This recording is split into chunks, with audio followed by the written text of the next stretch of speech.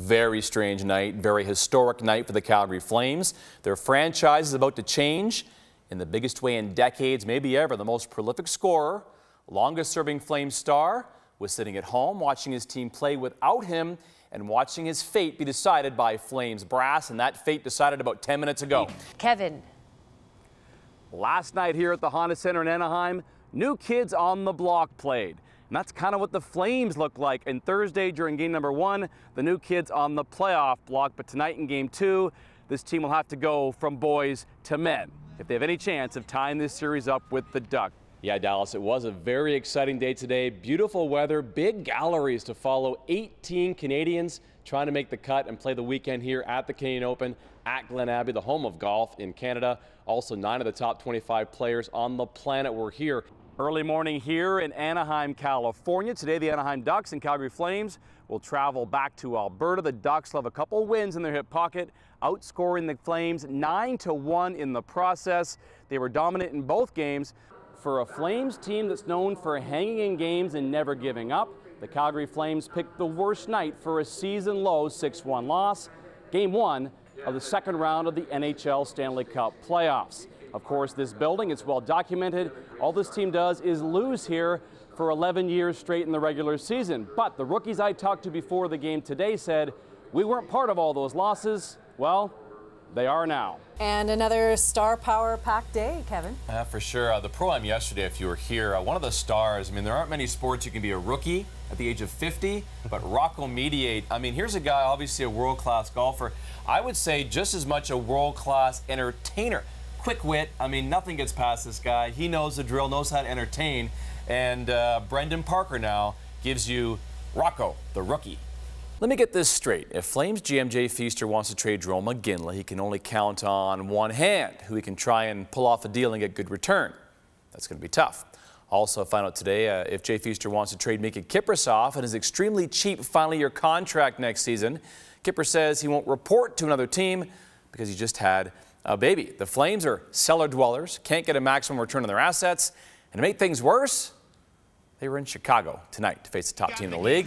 With the race to the FedEx Cup upon us, just 3 weeks left until the beginning of the playoffs, things are wide open. Anyone can win it. We want to know from you, which player will win the 2014 FedEx Cup? And I'll be back in studio later on. We'll tell you about the Calgary Hitmen getting back-to-back wins and more from this big win from the Flames. That is 4 in a row at home. Now they head on the road. See you in a bit.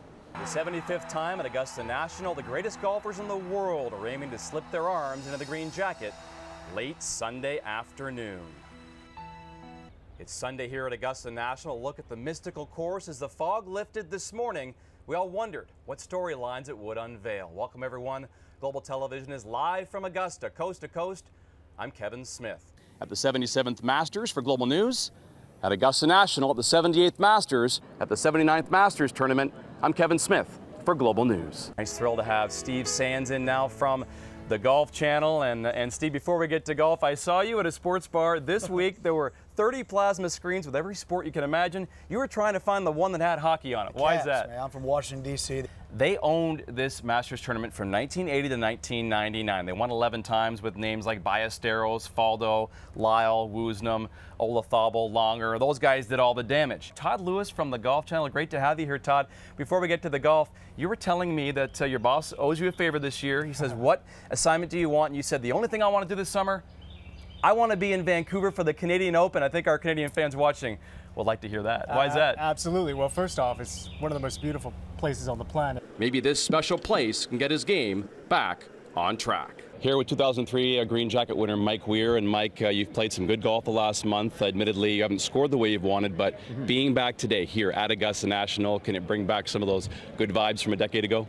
Well, I hope so. And you know, Jay, just to hammer home just how important these Wednesday Pro-Ams are to the tour, a couple years ago, Jim Furyk, one of the stars on tour, he slept in, he missed his tee time in the Wednesday Pro-Am, and right away he was tossed from the tournament. So if you're not playing that Pro-Am, you're not playing in the tournament. So the players are all there because they got to make that money, because some of it ends up going to charity. Okay, so hanging out for a few days in a cold hockey rink is great, but we thought, you know, for a change, come down to the beach. This is Newport Beach. Thought we would gauge Ducks fever. We're going to talk to some people here at the beach today. I'm sure all they're thinking about is hockey. You know, Brendan, of all the teams to win a first playoff series in 11 years, this is the most unlikely bunch, and that's why the city's in love with them and celebrating them right now. I think back to training camp, and the storylines were, would Monahan have a sophomore slump? Could Johnny Gaudreau play in the NHL? Would Sam Bennett be on this team next year? Then they lose Giordano in March, and now here we are going to the second round. Here outside the Flames dressing room, a wall to honor all the NHL award winners in the 33-year history here in Calgary.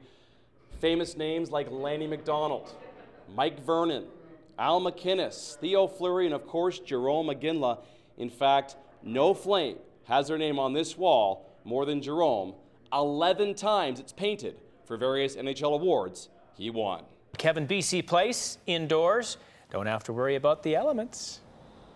Yeah, Gord, you know, my cameraman Paul and I walked into the building here a little while ago, and there is a moment of awe. I'm not going to lie to you. This is a very impressive football facility shut down after the 2010 Olympics. It was refurbished, reopened just over a year ago.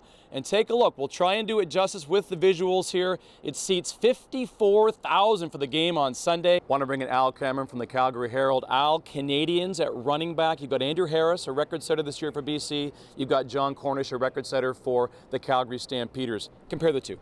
I'm Kevin Smith at the Honda Center in Anaheim. Later in the news hour, hear from Flames fans here in California who believe their team can bounce back from Game 1 embarrassment.